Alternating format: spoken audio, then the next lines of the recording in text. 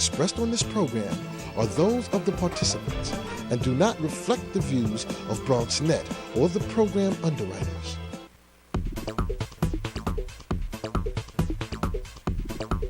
BronxNet. Your voice, your views, your vision. Welcome to Open, the one and only show that opens the Bronx and the rest of the world right to you. I'm your host, Darren Jaime, and today we'll update you on what's happening in and around our community, plus around the world. First up, we'll bring you the latest headlines in local, national, and international news. And after that, we'll hear about a panel discussion taking place to put gun violence to an end. A little later on in our show, we'll sit down with a group working to protect the health of Bronx youth, and we'll find out about a movement to preserve history and challenge negative perceptions of New York City. And finally, in a world filled with hate and violence, we'll be joined by an organization working to promote a culture of peace. So we encourage you, stay tuned. All this and much more is heading your way, because right now, we're officially open.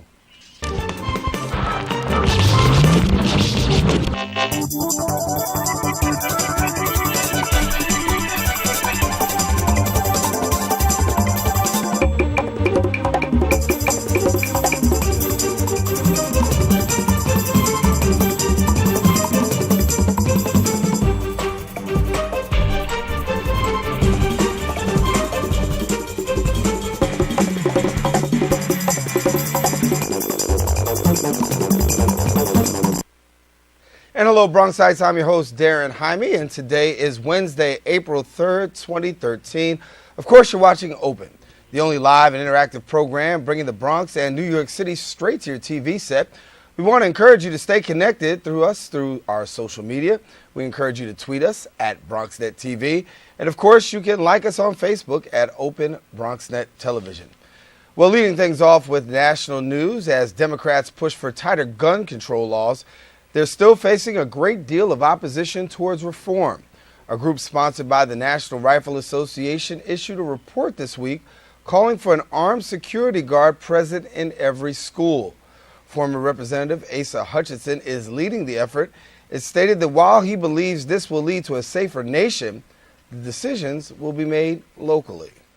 On the international front, North Korea has continued to raise tension with almost daily warlike threats. On Tuesday, they vowed to restart a nuclear reactor that has the ability to make 1 car bomb's worth of plutonium a year.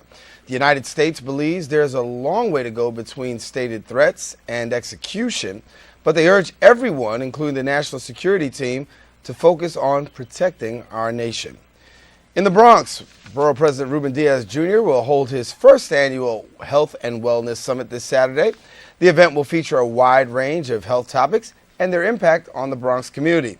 The event is free and open to all. Now, for more information or to go to register, all you have to do is visit bronxboroughpres.nyc.gov and Health Summit, and you'll be able to find out more information there. Well, we encourage you to stay with us, because those are the headlines, but we do have to take a quick break. But coming up, we're going to hear about a panel that's designed to keep our streets safer. But first, the fourth annual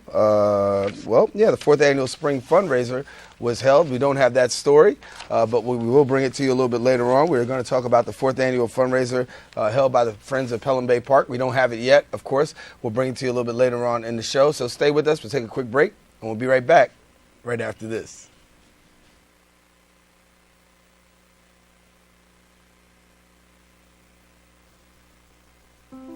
Mom, I'm not gonna go to college.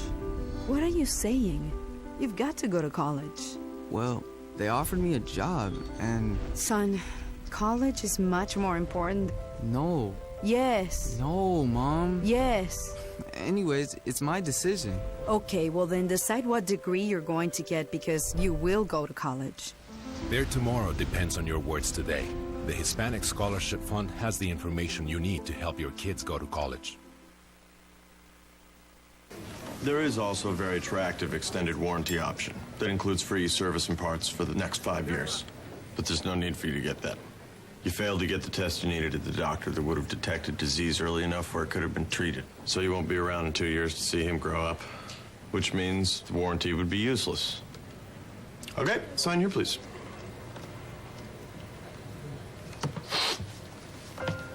For a list of tests every man should have, go to ahrq.gov. I'm lucky. Let me help you with that. I get to do something I love. It has nothing to do with touchdowns or titles.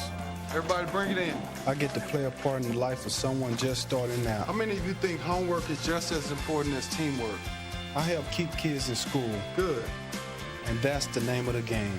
My name is LaDainian Thomason. I don't just wear the shirt, I live it. Give, advocate, volunteer. Live United. Take my hand and start a brand new day. And together as one we'll start to see some change. Underneath everything we are, underneath everything we do, we are all people. Connected, interdependent, united. And when we reach out a hand to one, we can influence the condition of all. That's what it means to live united.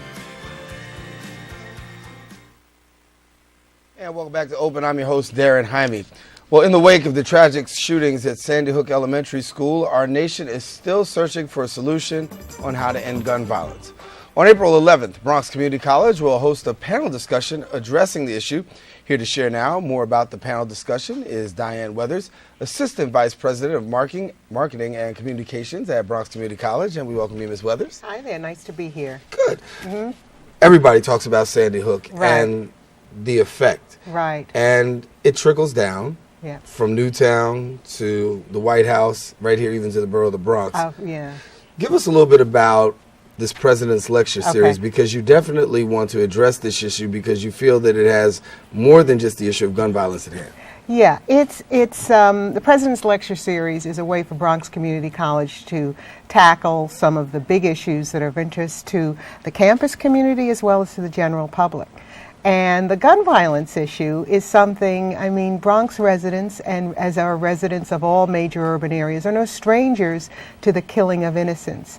Yet the conversation that we're hearing now is mostly, it's triggered, unfortunately, by Sandy, by the shootings at Sandy Hook Elementary School. But it really, there's an issue that's not being addressed, and that's urban gun violence.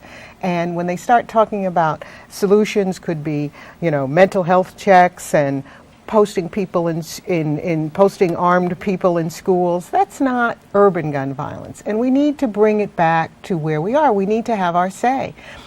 An interesting thing is that, our students, mostly Latino and Black, are both victims, either directly or indirectly, of gun violence, or they are victims of the solutions to gun violence, and that's stop and frisk. So we have something to say about this. So you have an interesting panel. I think you got about 4 or 5 people that will be taking place, and they'll have the opportunity to speak. Share with us about what you're looking for out of this panel. Well, we have Jeffrey Canada, who is an amazing person. Jeffrey Canada, president of the Harlem Children's Zone and author of it's an amazing book, Fists, Stick, Guns, Knives. It's about growing up in the South Bronx in an atmosphere of violence. This is something very near and dear to him. We have Gloria Cruz, who is a longtime anti-gun violence activist from the South Bronx. She got into it when her 9-year-old niece was killed in a playground shooting. We have Adam Levy, who is a DA from Putnam County and grew up in the Bronx. We have Shafiq Abdul-Sabur, and I hope I'm pronouncing his name correctly. He is president of the National Association of Black Law Enforcement. His interest is in community policing and getting police to really work closely with people who are with young people. He's based in New Haven, and he has been speaking a lot, because he's from Connecticut, about gun violence in the wake of the killings in Newtown, Connecticut.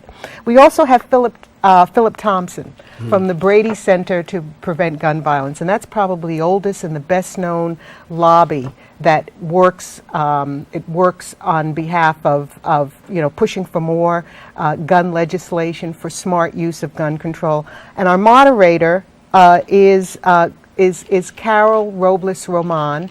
She is a deputy mayor for legal affairs for the city of New York.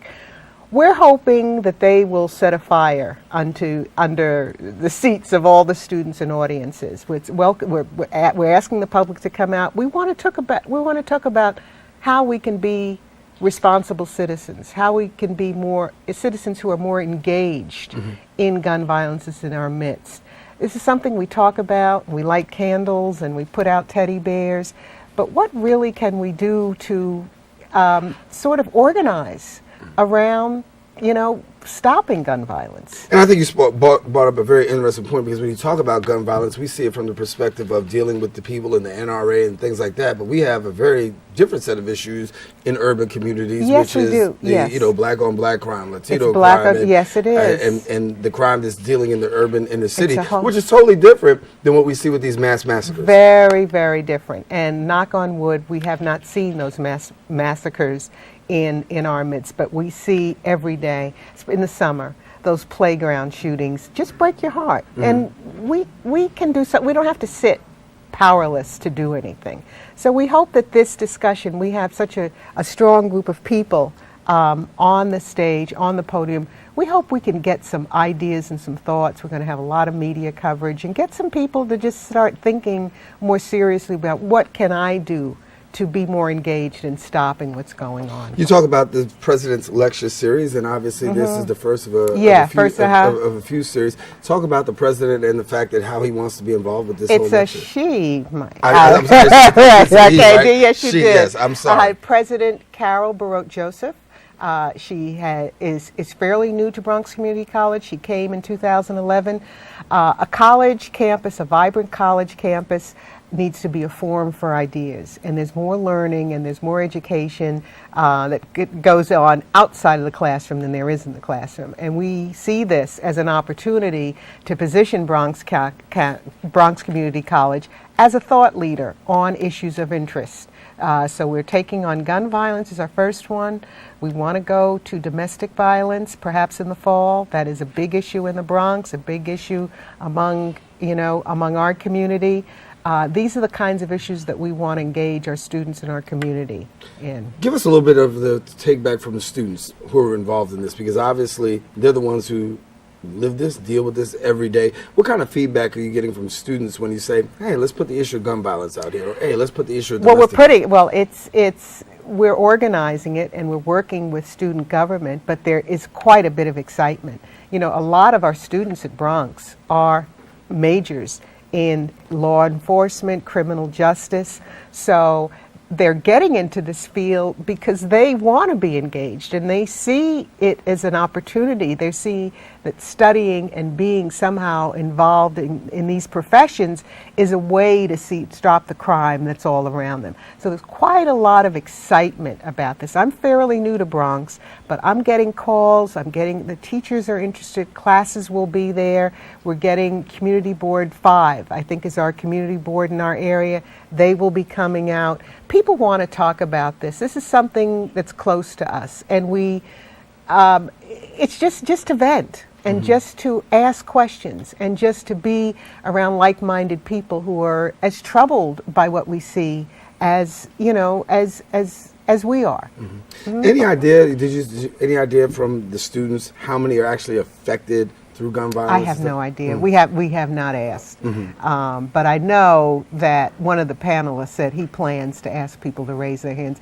There's not going to be one person in that room who has not been directly or indirectly impacted, or has not been stopped on the street and searched because he fits the profile of a perpetrator.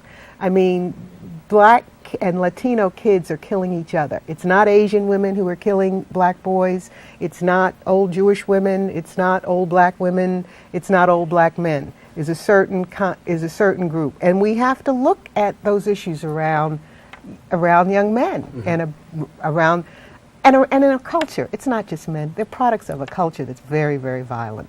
Thursday, April the 11th is the day that will be taking place, and we invite you to come on out to Bronx Community College and be a part of that. Now, let me ask you, what is the takeaway? What are you hoping that people take away after having this panel discussion and having the opportunity to see and hear? I hope they get mad and say, I'm not going to take it anymore. Okay? It's Rosa Parks sat down. She was not going to take it anymore.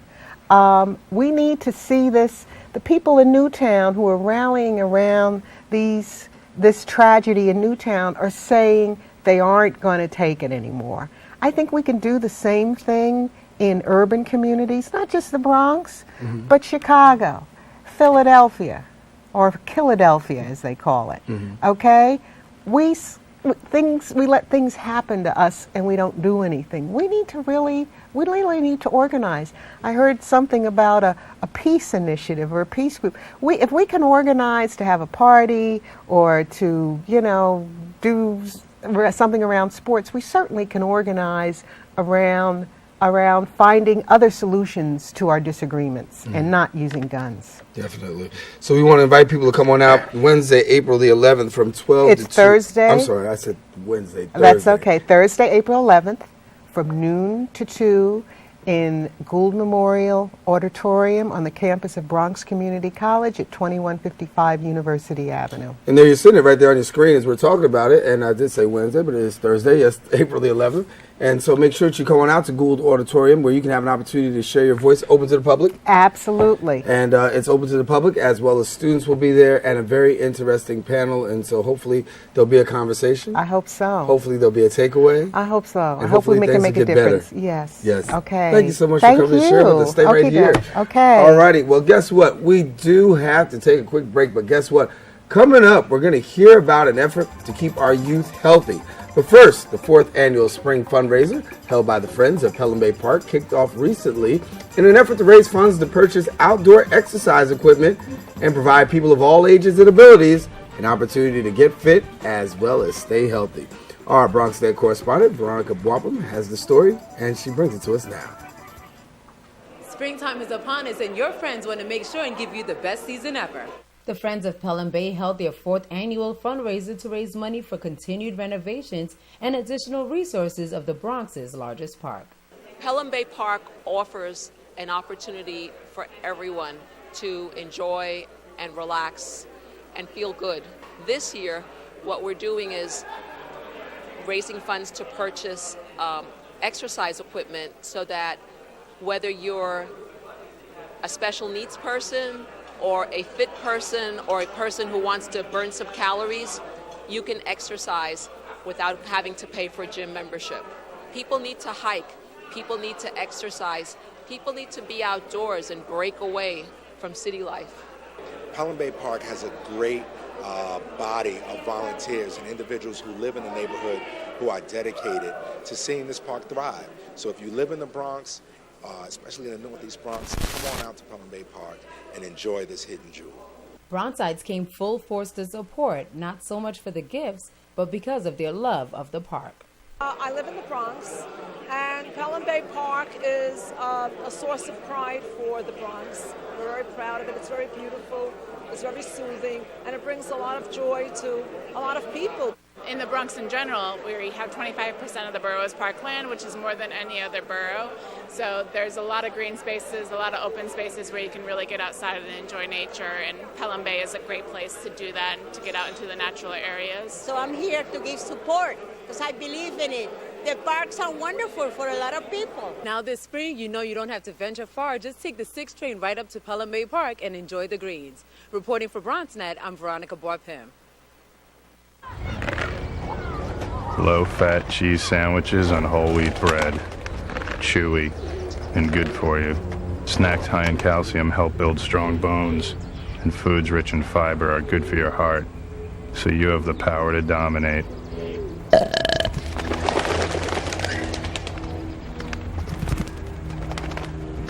Can your food do that? Run, throw, think, eat better. Find out more at smallstep.gov.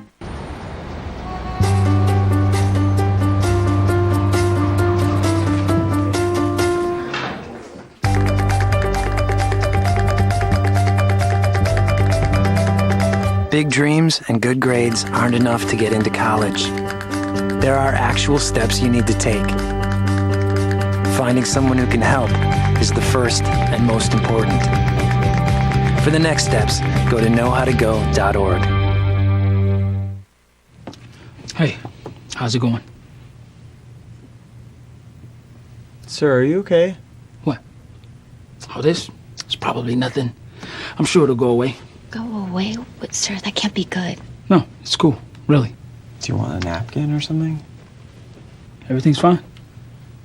Thanks. You wouldn't ignore this. So why ignore the signs of a stroke? At the first warning signs, call 911 immediately. Because time lost is brain lost. My name's Brandon. 9 years old, being alcoholic. Hi, Brandon. I'll start drinking with the older kids. And whatever they do, I'll do. Kids who drink before age 15 are 5 times more likely to have alcohol problems when they're adults. So start talking before they start drinking. I know it'll start with alcohol. I'm just not sure how it's gonna end. Darren Jaime here with you. Remember, we are on Open, a live and interactive talk show. We encourage you to join in on the conversation. You can follow our social media pages at Twitter, BronxNet TV.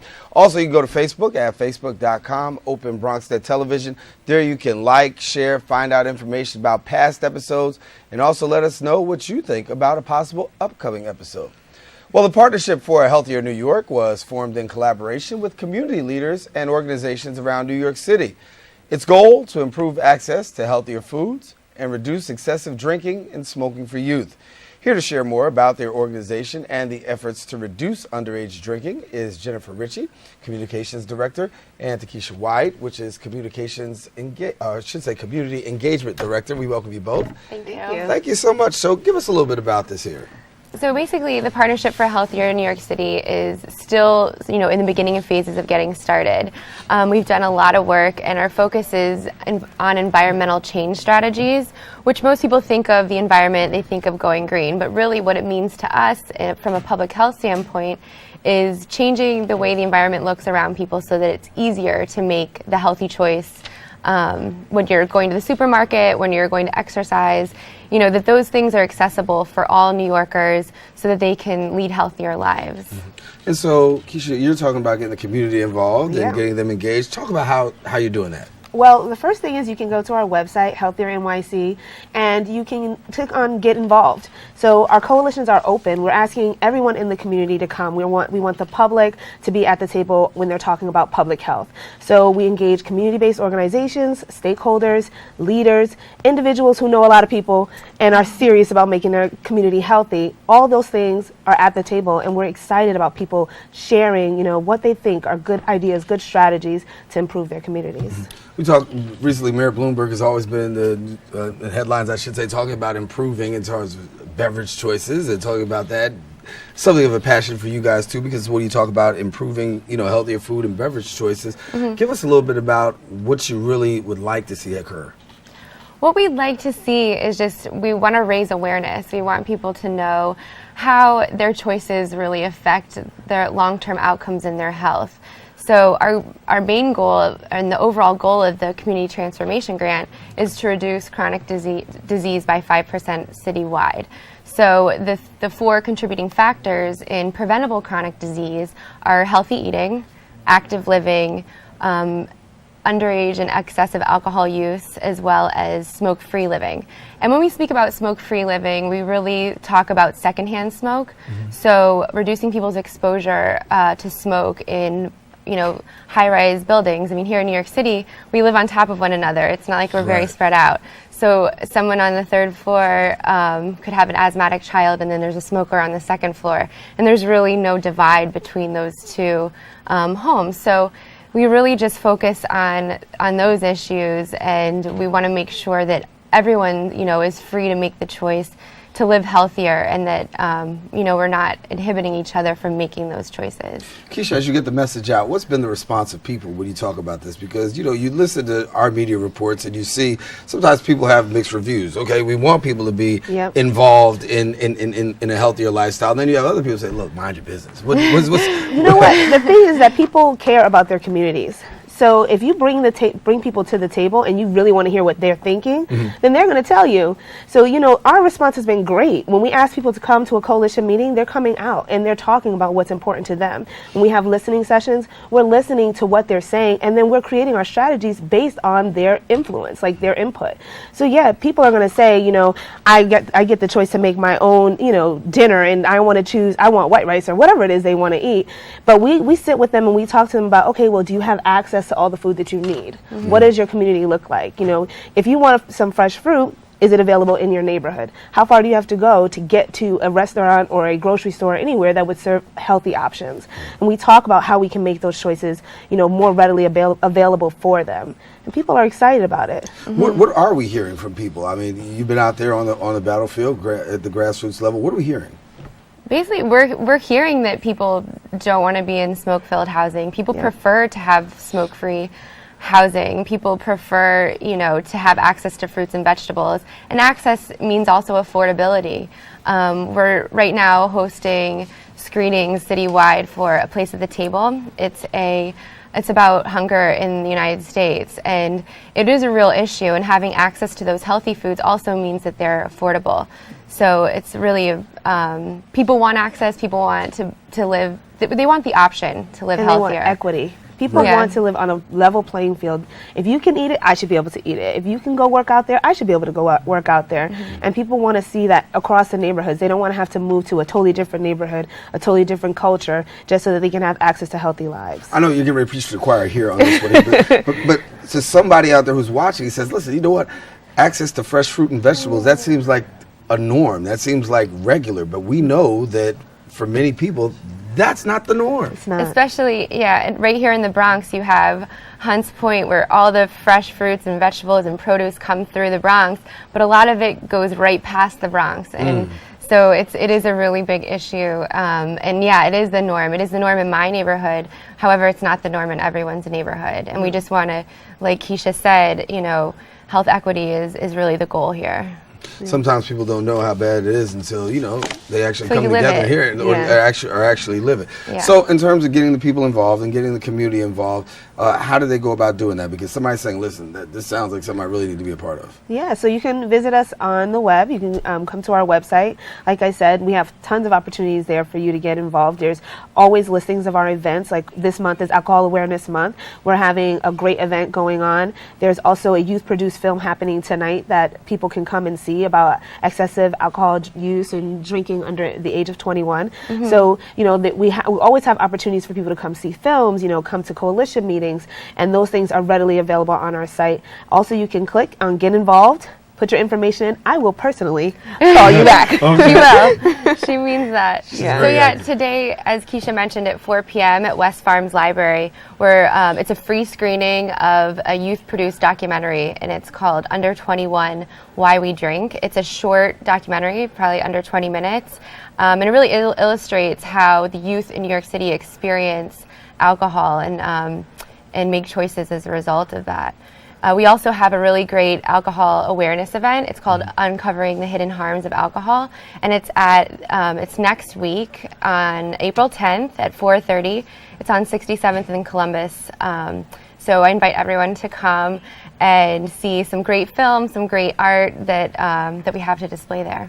And there you see the information on the bottom, well, actually on the screen, full screen right there, that you can see about alcohol and uncovering alcohol's hidden harms. And it's amazing to know that when people just look at it from one perspective, it's just alcohol, this and that, but not really understand the full ramifications, if you will.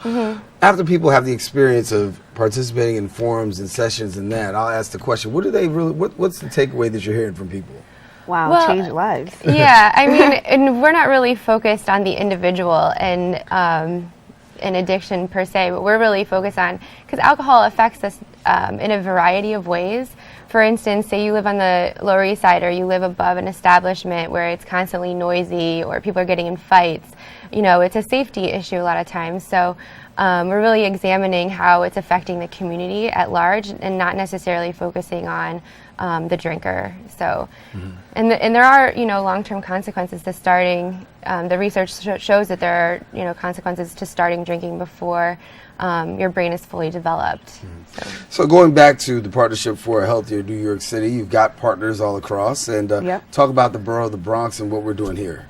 We have great things happening in the Bronx. We partner with Bronx Health Reach, the Institute for Family Health, and we have, across the city actually, we have over 30 partners that are engaged directly into the Partnership for Healthier New York City. We just recently granted 30 neighborhood contractors with $10,000 contracts to amplify the work that they are already doing in the community. So these are people who are passionate, creative, innovative, creating projects in their communities that are going to change the environment. And we've already provided support in that area. So with that, and then on top of that, 377 partners citywide. So in the Bronx specifically, we have seen all sorts of work with, from bodegas to youth health to, you know, smoke-free housing. All types of things are taking place in the Bronx. Well, Keisha White and Jennifer Richard, thank you so much for coming and sharing Thank with you. us. And of course, let's do this before. One more time, give out the contact information if they want to get in touch. It's www.healthiernyc.org, and click on Get Involved. And you can find us on Facebook at /HealthierNYC, as well as Twitter. And soon on Pinterest. Healthier NYC. All righty. Well, thank you. And we'll be back. Guess what? Taking a quick break. But when we return, we got more for you. We're going to hear about a project to improve perceptions of our borough. If you want to find out more about that when we come back. So here are the keys. Congratulations. It's officially yours. I'm sure you'll have many happy years here. Except for you, because you'll be gone 3 years from now, struck down by the same disease that got your father. So you won't be around for them. And sadly, it could have been detected early with a simple test, but you didn't have it. Okay, who wants to check out the backyard? For a list of tests every man should have, go to ahrq.gov. Did you find the flashlight and the batteries? Yes. Did you make sure we're not missing anything in the first aid kit? Yep. Did you go through the plan with the kids again? Yes. The more you prepare today, the more you'll be able to reduce the devastating effects of a tornado, an earthquake, a power outage, or any other disaster. How you doing? I just want regular, no sugar today. You got it. Thanks. Hello. Hi. Did you eat that whole thing today? Yeah. Yeah. That's Hi, how you doing? She's getting big, huh? Good. Yeah, she is big. Hey, haircut. Yeah. Looks cute. Come on, let's go. Nice to see you. Thanks a lot. If only child abuse were this easy to recognize. If you even suspect abuse, call 1-800-4-A-CHILD. All calls are anonymous and confidential. Trust your instincts.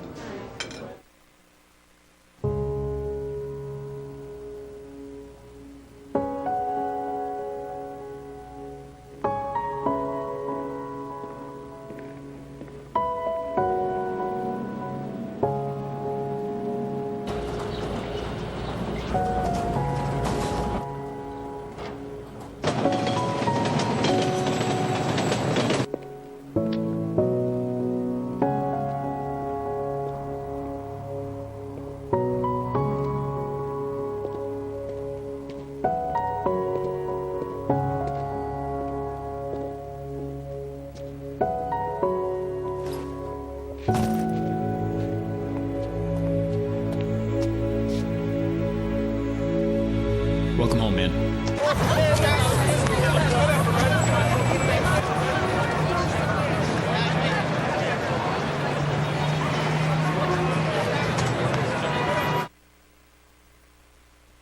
You know, when I was younger, man, my brother was the one who really took care of me, man. Is that right? Hey, he'd wake me up in the morning, get me ready for school, take a shower, make me some breakfast. Where your brother at now? Oh, he know. Iraq. I get lonely, nobody to talk to. Felt like quitting school. He looked at my dad in my eye, he told me, if not for me, do it for him. Give Josh and our class of 08 the boost they need to graduate. Join us at boostup.org. The Fireborough Story Project creates public programs to showcase stories and art from various neighborhoods of New York City. Their aim is to challenge negative perceptions of the outer boroughs. And here now to share more about the project is Michelle Carlo, storyteller, author, and performer, Bridget Bartolini, the project founder, and Heather Quinlan, filmmaker, and we welcome you all to the show. Hello. Thanks, Darren. Thank you for having us on. Good. We're glad to be here. As tell us a little bit about this here. So you talk about these negative perceptions that really occur in the outer boroughs, and you say, I want to do something about it. And I believe that's the impetus for this film. Well, it's not just a film. The event that we're doing with the Five Borough Story Project is actually the launch event of the Five Borough Story Project. Yep. The entire event is called I'm Talking Here. It's a celebration of storytelling, music, and film from the five boroughs. It started when Heather Quinlan has an excellent documentary that's going to be premiering next month called These Knishes Could Talk, about the New York accent. Really? So actually, in the theme of challenging stereotypes, it's kind of challenging the stereotype of the New York accent. And New York has an accent? A lot of people say to me, yo, you think I have an accent, huh? Yeah. So I was like, yeah, I do. But yeah, it's like that the people who have really thick accents are kind of stupid and you know, kind of doofy kind of thing. And I have a lot of people who are heavy accents, but who are doctors and who are teachers and lawyers, and even in sign language there's an accent. Deaf New Yorkers sign differently than other deaf New Yorkers. So, and it's also about the evolution of it, and it's and if it's disappearing, as Yeah. New York changes. And actually, I've found, just to give away the ending a little bit, I found it's not disappearing so much, it's just the speakers are a lot different than as we envisioned them from like the 40s and 50s. It's the new wave of immigrants now who are keeping up the New York accent. Like I have an Asian Guido from Staten Island in there who does it. So pretty interesting. It really is. And full disclosure, I do have a small part in this. I'm talking about the evolution of the Nujo Rican Latino accent, Spanglish. And all three of us are natives. We were all born and raised in this city. And I was doing a storytelling show called It Came From New York, from like maybe 2005 to 2008, where I would celebrate by bringing in native New Yorkers telling their stories with one token. Like the New York City subway system didn't have tokens anymore, but my show did. And we would do kind of like in a tradition of like The Moth and other big storytelling shows going on in New York City. We would have themes, and we would just want people to know what it was like to grow up in the place everyone else moves to. So when Heather was telling me about her film was going to premiere, I was like, well, we should do something to help, you know, together. So I brought back It Came From New York. I let it go because I had written a book, Fish Out of Agua, about growing up in New York City, and I'm like, I wanted to bring the show back. And this seemed to be the perfect opportunity. And we partnered with Bridget from the Five Borough Story Project because she knows everybody. Right. She's just great. And we decided to come up with this event. I'm Talking Here. We're going to be doing 5 events and 5 consecutive Wednesdays starting from next week through May 8th. Well, Bridget, give us a little bit about this here as your collaboration, and you said they collaborated with you. Give us a little bit about the collaboration.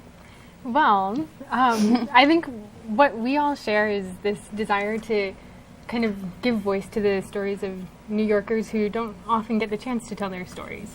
And a lot of what you see in the media about New York is this, you know, glamorous, you know, metropolitan city and, you know, Sex and the City and these things that aren't really reflective of what it's like to actually live here and grow up here. And for people growing up in marginalized neighborhoods, more often than not, rather than investing in improving our neighborhoods, we feel like making it means getting out. And I want to combat that with the Five Borough Story Project. So it's, as you mentioned, I'm founding this organization to produce public events that showcase stories inspired by the neighborhoods of New York. And by holding these events that just bring people together, you know, give people a reason to get together with their neighbors and reflect on the neighborhood and kind of the history of the city and what has changed. It aims to strengthen community connections and hopefully make people feel a bit more invested in their neighborhoods and want to improve it. We want to say that, you know, instead of being modes of escape, our bridges and tunnels are connectors of culture, or I should say culture. So you want to be able to connect, really. And for those people who are walking away from these events, what do you want them to take away from it? Well, I think that there's some sort of kind of what do you call it? stereotypes even within New Yorkers. Like there are, not all New Yorkers feel the same about. I mean, everybody rags on Staten Island, no matter where you're from. Yeah. So, and I'm from Staten Island. I've lived in every borough, and when I tell people that, they're like, the Bronx and Staten Island? Yeah. Like, yeah, those two. Yeah. But I think people have like kind of stereotypes even within New York about the people that live there. And so just to kind of show people another side, like how I show people another side to the people who have accents. The accent can also be kind of charming and sweet and all that kind of stuff. You know, Staten Islanders are not all dumb. You know, there are... They're just far away. They're That's just all. far away. Just There's far a away, difference. that's all. Dumb is not... Exactly. So, yeah, that's Staten Islanders are not dumb. They're just far away. That's But I think it's amazing though, because you know, as a New Yorker, we sit around and we're laughing. But the truth of the matter is, we do have a lot of stereotypes about each other. You know, in the various boroughs. Manhattan people are this way. Bronx is that way. Queens is that way. Go ahead. When I grew up in the Bronx, and I went to the School of Visual Arts, which is in Manhattan, and the people from my neighborhood in the schoolyard where I was hanging out, they used to say to me, "She looks like Manhattan." That was the way of insulting me, that I looked like Manhattan, like I wasn't keeping it real in the neighborhood. And I was like, later for that, I'm going to college. Bye. Yeah, and especially the Bronx and Staten Island, I think, really get bad raps, and people who aren't from there feel like there's no reason to go there. Right. Yes. Which is so... It's not There's a whole lot to do on Staten Island, isn't there? There is, actually. Consider Snug Harbor. Lives there. Oh, okay. Well, you'll have to let us know. We'll have to let us know about the event. So, can we say when they are? Yes, Are we of allowed? course. Of course, you're allowed to say what it is. All right. So, we kick off. I'm talking here next Wednesday, the 10th, at the New York Irish Center in Long Island City. On the 24th, we go to Staten Island. Tell your sister. On April 17th in Staten Island. April 17th in Staten Island. April 24th in Manhattan. May 1st in the Bronx, and May 8th in Brooklyn. There you see the graphic up on the screen letting you know exactly how you can be a part of that. Now, 5 borough story project means there's no excuse. So if you're watching us from any of the 5 boroughs, you have the opportunity. Queens, you're up first. Staten Island, you're not that far away. You're second. Manhattan is third. The Bronx is fourth. And, of course, Brooklyn is being fifth. And a unique story to be told in each and every borough. Many stories. There are 8 million stories in New York City, they say. We plan to showcase at least 30 of them. That's it. That's it. So if people want to find out more information about this project, how do they do that? Well, they can go to 5boroughstoryproject.org. And then also I have a website about my film. The film's called If These Conditions Could Talk, and the website is newyorkaccentfilm.com. And I have a personal website for my author and storytelling stuff, which is www.michellecarlo.com. And 5boroughstoryproject.org. Okay. So what do you, are you hoping that there'll be more people who will come aboard and say, listen, you know what, I really feel this passion about, you know, giving New York a voice? Because I think that at the end of this, you know, you give New Yorkers a different kind of voice that hasn't really necessarily been articulated. And for future 5 Borough Story Project events, I really want to do an open mic where anyone who's in the audience can get up and share a story. And stories could take multiple forms. So if you have a song about your neighborhood or a poem about your borough, like, I want people to come and like feel that there's a place to share those things. And I'm talking here is going to encompass all those things. We're going to open up with a musical guest, and all our musical guests will have a song about each borough. Then we'll have the stories, and then we'll conclude the evening with a 15-minute teaser from If These Conditions Could Talk. And everyone will be leaving there talking. That's it. You want to leave people talking. So. Thank you guys so much for coming and sharing with us and having you here. Certainly a pleasure. We want to find out more about the 5 Borough Story Project. As we said, 5boroughstoryproject.org is the place to go. Let's throw that graphic up one more time if we can, so that we can let people know exactly how to get there. And it's in each of the 5 boroughs, as we said, in Queens on April the 10th, Staten Island April 17th, Manhattan April 24th, the Bronx May 1st. That's right, baby, the Bronx. And then Brooklyn Wednesday, May the 8th. And we should mention all the events are free. Yes. Open to the public. That's very important. Yes. They're free with donations suggested on the sliding scale, but no one will be turned away. All righty, so we want you to come on out. No reason why you can't be a part. Come and support your borough. Rep your borough. Come on out there. And thank you, ladies, for coming to share with us. Thank you for having us. All right, y'all stay right here, okay? Guess what? We got to take another break. But when we return, we're going to find out about a movement to spread peace internationally. We'll explain. Don't go away. We'll be right back. G-Morning, sunshine. Wakey, wakey. Text me. Are your parents home later? We can hang. LUV love you. JK. Holla back. Holla back. Holla back. Are you with your friends? That's lame. We're in a huge fight right now. XO. What'd you dream about? Something I did. Are you on your way to the mall? I'm lonely. Nude pics. Send me some. Text me.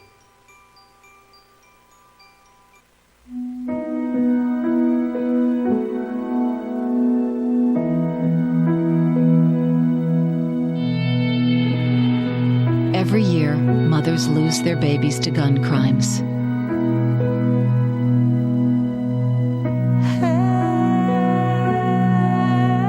You'll always be your mother's baby.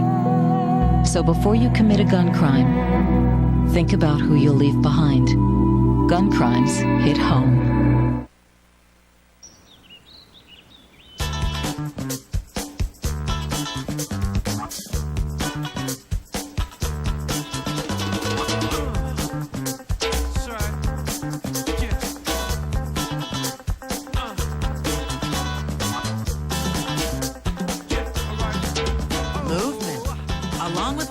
It's one of the many ways to fight osteoarthritis pain. For more information on managing pain, go to fightarthritispain.org.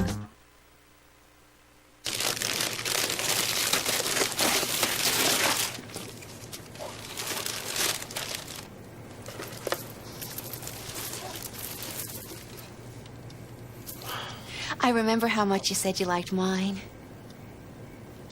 Oh.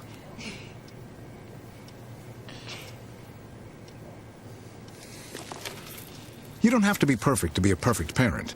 There are thousands of siblings in foster care who'll take you just as you are.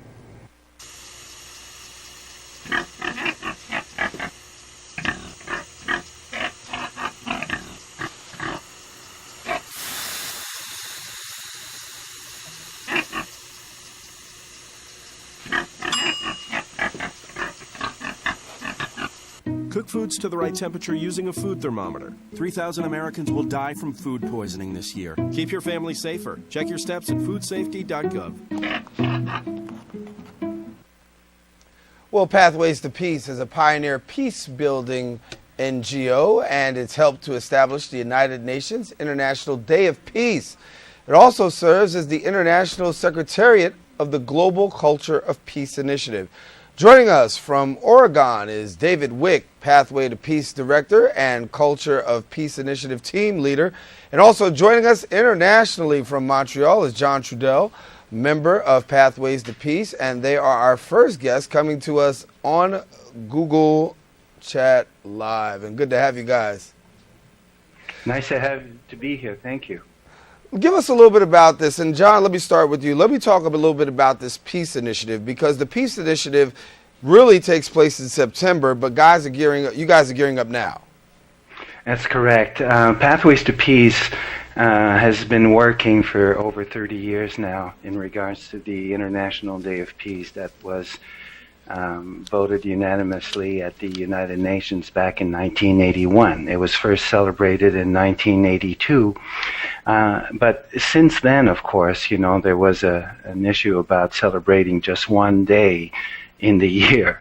And so the whole crew and team got together and decided that they needed to work throughout the year, of course. And the term that was penned at the time that became official in the end of the 1990s was a culture of peace. And that's when the Culture of Peace Initiative was created, and more events were put together throughout the year to celebrate a culture of peace as defined by UNESCO. Mm.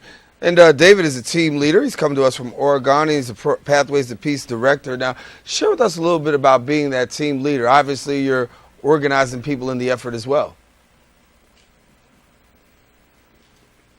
David, do we have David? Okay, I think we have a little technical difficulty with David. John, are you still there? Yes. Okay, so we'll get back to David as soon as we know that he has we got connection here with David. So give us a little bit about the involvement of the public and really trying to get the public and people involved in this Day of Peace. Yes, well, I was first introduced to the International Day of Peace in a funny way. I used to be a television producer in a previous life, and I was working on a documentary film here in Montreal called Give Peace a Second Chance. And as I was doing my research, I came across the International Day of Peace and called the UN, basically. They referred me to Avon Madison of Pathways to Peace, the lady that was behind the initial resolution of Peace Day in 1981. And I asked her who represented the International Day of Peace up here in Canada. And she said, no one. I said, well, madam, this is, you can't have this. You got to talk about this day. And ultimately, she challenged me and asked me if I wanted to take care of it. And this is when we decided to create and form our own NGO up here in Canada, and have worked with Avon and Pathways to Peace and Culture of Peace Initiative ever since 2004. So then we started creating and working on cultural and civic events here, official events at City Hall. We had the city pass a resolution, much like the UN resolution. Mm-hmm. We also had the Quebec National Assembly pass a law up here, one of the only governments in the world to have passed a law celebrating September 21st as the International Day of Peace. And of course, throughout the year, we raise issue on important days, such as recently the International Day of Women, which are also UN-based days. Yesterday was the International Day to raise awareness towards autism. So, the culture of peace encompasses a lot. It also includes, environment, how we treat Mother Earth, and cultures in general. Let me see if I can get David back in. David, are you with us now? David, are you there? I think we're having a little problem with David's audio. David no, says he doesn't hear you. David can't hear. Okay, so we can't hear David, but we can see David. So I guess, John, we'll keep this up until possibly we can get David in there. When you talk about Canada, you're talking about, and you're out of Montreal, we want to let our viewers know, and he's the Pathways to Peace Canada and Culture Peace Initiative. When we talk about Canada being such an ally to the United States, being right there on the borders of the United States, we share a lot of things in common. What are some of the common denominators that you see flowing in the area of peace between both Canada and the United States? You came in very faintly here. Can you just repeat your last question, please? Sure. I was saying, with Canada being such a close, literally on the border between the United States and us being allies, I said, what are some of the common denominators that flow between Canada and the United States when it comes to the issue of peace? Well, I think that's we have that very much in common. Peace is international, and of course, the movement around International Day of Peace and Culture of Peace goes way beyond Canada and the United States, of course. We also work closely with the International Day of Peace NGO Committee at the UN, and we've formed a subcommittee called the Cities Peace Team.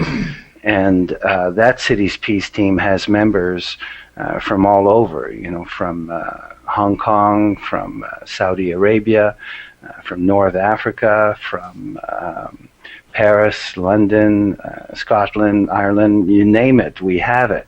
And so, of course, we need more coverage, we need more awareness around this day.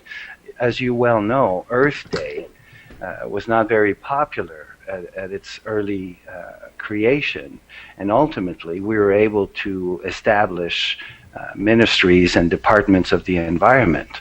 We hope that one day, of course, Peace Day can help us raise enough awareness so that we can maybe be able to create departments and ministries of peace in many countries. And John, let me just let me just jump in right quick, because I sorry? think we may have David on the line. I just want to make sure we. Yes, David is there. David, you're there? I am here, so I cannot hear the studio. Can you hear me? I can hear you. Can you hear me? So maybe ask a question. John will repeat it because I can hear John, but not the studio. Okay, well, let me do this. Let me go to John, and then John, why don't you ask David to ask him to share a little bit about his involvement with Pathways to Peace and what he's looking to hope for. Yes, David, please share a little bit more about your involvement with Pathways to Peace and Culture of Peace Initiative, because you've been there for way longer than I have. Sure. Well, I'm happy to do so, and if you can hear me okay. Yes, I've been involved with Pathways to Peace from the founding since 1983, and it was founded by Avon Madison, who is a true visionary and one of the true peace builders in the world. She had a vision when she was 4 years old about world peace and how that can be obtained, and so she had been following that. She went into the diplomatic corps and then was involved with the United Nations and actually helped to formulate, I think as John said, in 1981, the International Day of Peace with the United Nations. And Pathways to Peace was founded in 1983 as an organization.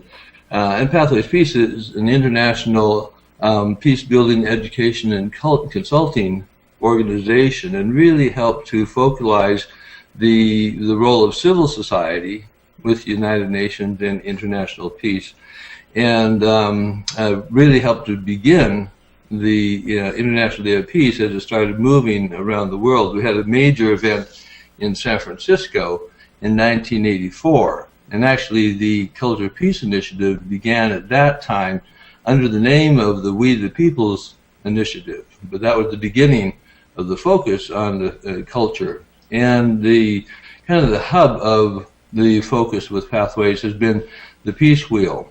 And the Peace Wheel is a wonderful little kind of mandala which looks at the various sectors of society, and through each sector is a pathway to peace. So, for example, peace building through business, peace building through education, peace building through environment and habitat. And it really is about how everyone, it's a focus on it being intergenerational and intercultural, how peace building is part of all of our lives, and how do we create a culture of peace. Think about moving, what we want to be doing is helping to move our mindset, because that's where it all begins, mindset and behaviors from the culture of violence that we live within right now, and there's no question about that. Moving from that to a culture of peace and well-being, and everyone has a role and process in doing that. So it's moved to a significant international reach and engagement now.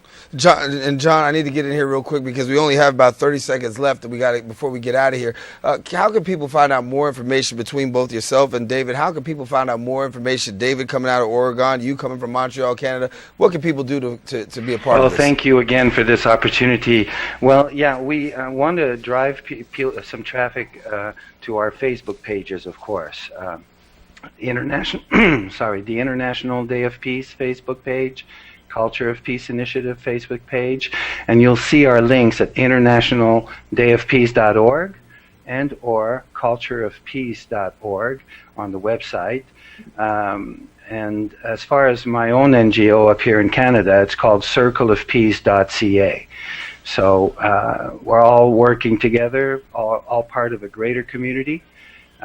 We hope that if you visit our website and cultureofpeace.org that you will subscribe to our newsletter, where we raise awareness to many other NGOs and peace builders and peace building community around the world.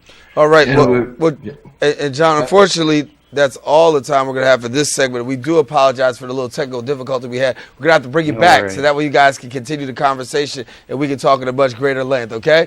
Thank you so much. Thank you. Thank you. John Trudell, Montreal, Canada. David Wick from Oregon, and they're our guests talking about that Day of Peace that's coming, the International Day of Peace, September 21st. Well, it's about time we got to wrap up the show, and unfortunately, we got to go. Been a pleasure coming to your homes. I want to thank our guests for joining us, especially you, the viewer, for tuning in. Now, you can tune in if you missed any part of the show tonight for the recablecast of Open, 10 p.m.